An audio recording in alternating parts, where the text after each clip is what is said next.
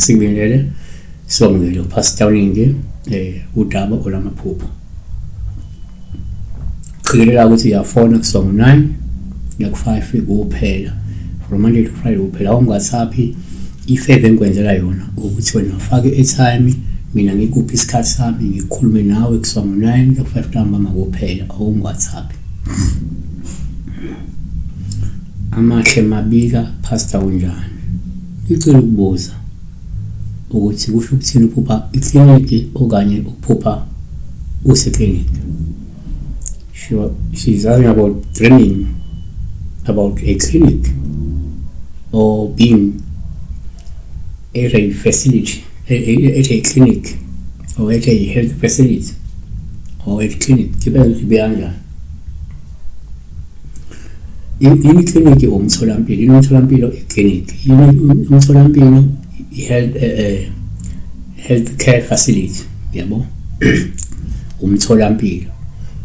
One, ngokuqondile uma kwenze uphuphe umtholampilo kuwupha oluhluma ukuthi usemtholampilo.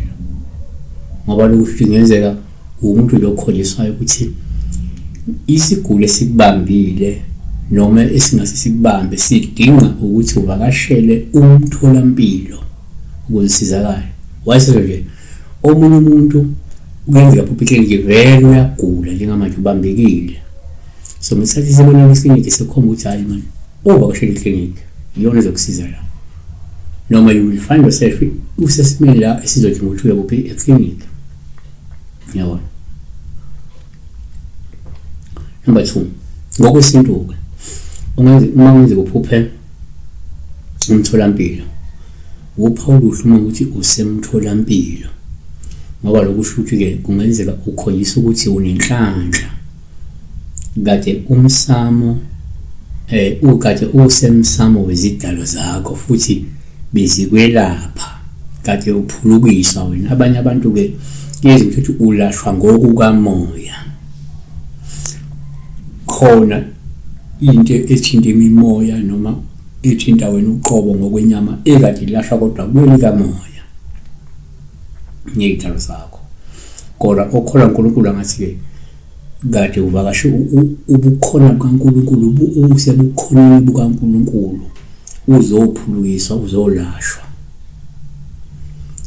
3, yenzeka futhi uma uphupha umtholampilo ubupha oluhluma usemtholampilo osuke lusho ukuthi kungenzeka ukhonjiswa ukuthi izinkinga zakho zizoxazululeka maduze futhi uzothola ukuthula. No. 3 or 4, kwesinye isikhathi uma uphupha umtholampilo upha oluhluma kuphi usemtholampilo. Lokho kusho ukuthi kungenzeka ukhonjiswa wena ukuthi luzofika usizo oludingayo noma uzoyithola izeluleko ozidingayo. Yabona iseluleko esidingayo esizokusiza ukuba wenze isinqumo esifanele noma kuzothatha isinqumo esihle nesifanele esizokusiza empilweni. Siyabona.